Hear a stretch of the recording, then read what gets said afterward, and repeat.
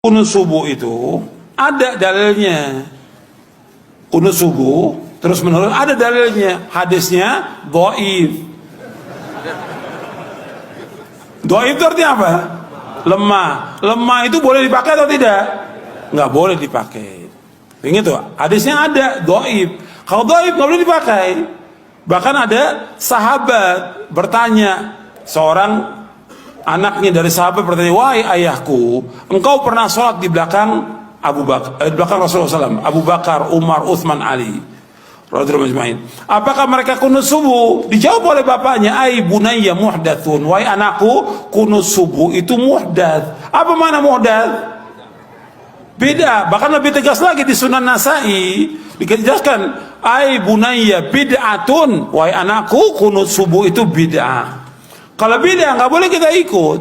Sekarang kalau kita sholat di belakangnya orang yang kunut subuh, ya kita memperbanyak baca pujian kepada Allah. Bisa kita baca Rabbana lakal hamdu terus kita ulang-ulang sampai 10 kali nggak ada masalah.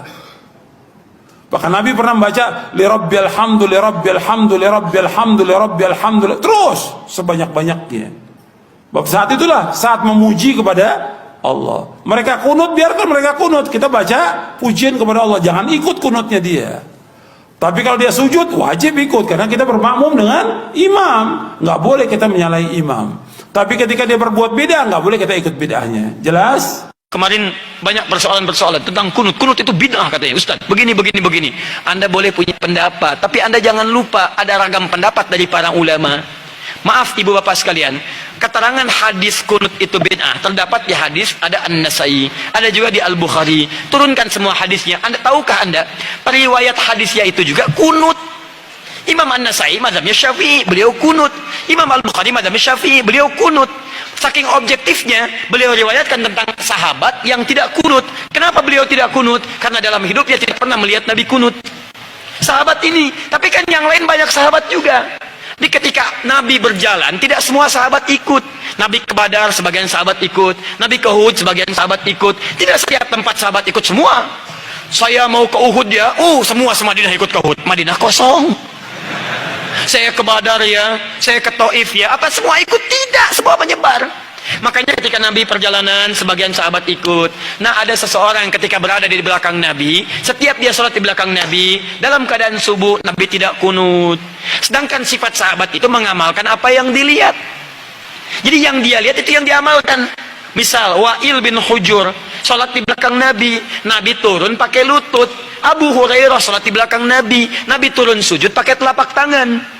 Walaupun keduanya tahu riwayat itu, tapi mohon maaf, mereka mengamalkan apa yang dilihat. Wa'il pakai lutut, Abu Hurairah pakai telapak tangan. Dua-duanya benar, yang salah yang pakai kepala duluan. Belum apa-apa sudah ramai kepalanya, ini bid'ah, ini salah, ini. Itu, muka Anda dari ujung kepala sampai ujung kaki bid'ah tuh. Kenapa? Karena Anda tidak belajar hadis dengan ilmunya. Ini yang tidak kunut di belakang Nabi karena dia sholat di belakang Nabi, Nabi nggak kunut. Tapi ada sebagian sahabat sholat di belakang Nabi, Nabi pernah kunut. Ada Abdullah bin Umar, Nabi mengajarkan kunut pada Al-Hasan cucunya.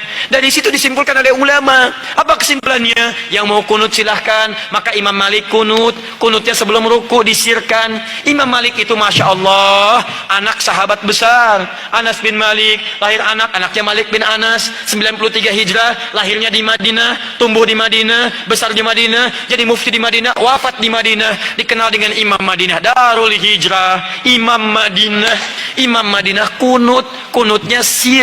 Imam Syafi'i muridnya Imam Malik, lahir tahun 150 Hijrah, kunut. Beda dengan gurunya, Syafi'i dijaharkan, kunutnya ba'da ruku, bangun setelah i'tidal dijaharkan. Bacaannya sama dari Nabi, Allahumma hdini fiman hadid. Kalau jadi imam, Allahumma hdina fiman hadid. Imam Abu Hanifah wafat tahun 150 Hijrah, memilih yang tidak kunut, ngambil hadis sahabat yang tadi. Karena kata beliau asalnya tidak kunut. Ada kejadian di Bir Maunah, Nabi kunut, setelah itu tidak kunut lagi. Maka disimpulkan kunut itu menurut saya tidak ada.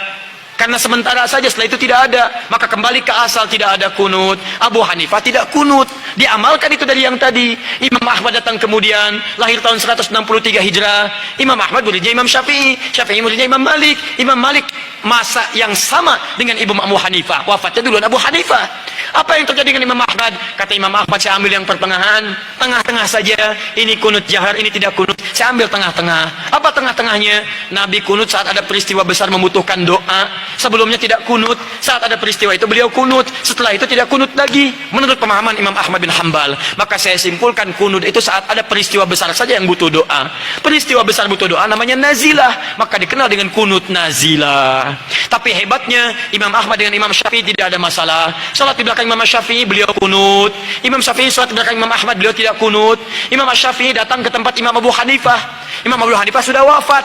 Ketika beliau memberikan ilmu di tempatnya, kemudian diminta jadi imam saat subuh, beliau tidak kunut. Selesai itu kata muridnya, "Ya Imam, kenapa Anda tidak kunut?" Kata Imam Syafi'i, "Saya menghormati pendapat di tempat Imam Abu Hanifah yang tidak kunut." Luar biasa. Imam besar, ahli fikih, imam madhab, ahli hadis, paham hadisnya, tidak ada masalah.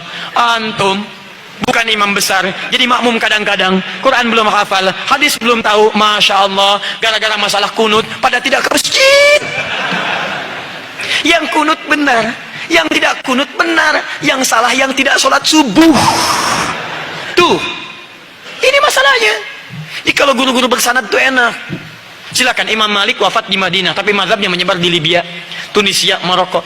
Jadi kalau antum ingin melihat mazhab ahli Madinah dulu, prakteknya di Libya, prakteknya di Maroko, prakteknya di Tunis. Tiba-tiba datang orang sekarang yang tidak tahu ilmu mengatakan, Masya Allah, lebih bagus orang Madinah dibanding dengan orang Libya. Dipecah-pecah kita di situ.